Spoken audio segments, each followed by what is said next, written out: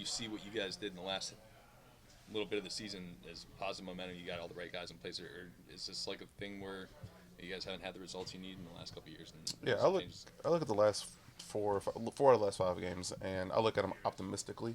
Um, but it obviously still wasn't good enough throughout the entirety of the year. So I think my goal this offseason, obviously, is to try to get more guys here for OTA so we can start the prep and start the advancement and start the team building and team bonding and the getting better earlier. Because this is always the most disappointing day of the year. It never fails unless you win the Super Bowl. Yeah. And this is a feeling that I hate. Yeah. Truthfully, other teams are going for the playoffs. I haven't seen the playoffs in 3 years, which that's crazy to me, especially with the guys that we had in the locker room this year. I think it's fuel to the fire for me, and it's fuel to the fire for me to be a better leader, I think, as well. When you say you got the guys in the locker room, everybody keeps saying that all year. It's shocked that you weren't necessarily where you wanted to be. Why do you think? What's the reason you didn't get there if you had the right guys? I honestly don't know the answer to that. I feel like things just started to click a little too late. That's really it. I can tell you that the first couple of weeks of the season that we were a large part of that problem. Just because we didn't play well enough within the first, I don't know what you want to call it, 5-6 weeks of the season. We suffered some losses in there that shouldn't have happened, and obviously they came back to bite us in the ass.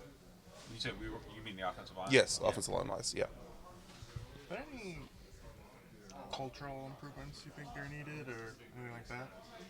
I don't think so. I love the guys in this locker room.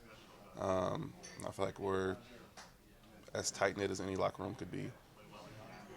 What'd you make of kind of the reaction to yesterday's, with Jameis? And, I know you talked about it after the game. Yeah. It seemed like it blew up a little bit more after the game. I feel like it got blown out of proportion, honestly. At the end of the day, we thought we were doing the right thing.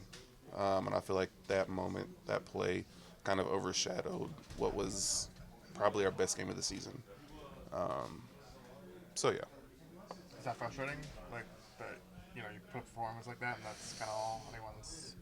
Yeah. But when you're in the moment with that, when something like that, that's not what you're thinking about. You're not thinking about what's going to happen in the future, what's going to happen going forward. You're just thinking about that moment and your teammate. And if you're painted as a bad guy because you care about your teammate, then I'm just painted as a bad guy. Do you understand the other argument of it, or I don't even know if it's an argument, but absolutely, absolutely. They don't respect the coaching staff absolutely. And all that. Oh wait, that part. Oh, I was just talking about the disrespect part.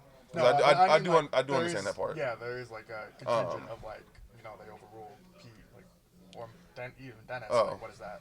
No. Like I said, it has nothing to do with them. That's pretty much all I have to say about it. Talked to you a little bit about this yesterday, but what did you think of the way Derek obviously was under fire for a big chunk of this season, and for him to finish the way he did individually, in the offense kind of falling on his heels, what do you think about that? I thought it was impressive. I thought it was really impressive. The guy, like you said, was under fire, but honestly, as the protection got better, he got better. Yeah. As the protection was incorporated more, he got better. So I think he's a hell of a guy, hell of a leader, hell of a quarterback. And I have nothing but good things to say about him. Yeah. I felt like basically since you yelled at him, he's played great. Is that the? That was the turning point. Yeah. Oh, wow. Okay. Well, now you know what to do. No. That won't happen again, ever. But. Was that kind of, obviously it's kind of a joke, but at the same time, is that kind of like a bonding thing at a certain point? Did Absolutely. You kind of grow from that? Absolutely. I would say that we're more tight-knit after that than we were before. We laugh about it consistently. Because just to be honest with you, I had things not even related to that I had going on at home that I feel like I brought into work, which was something that's very unprofessional of me. So, good. Yeah, man.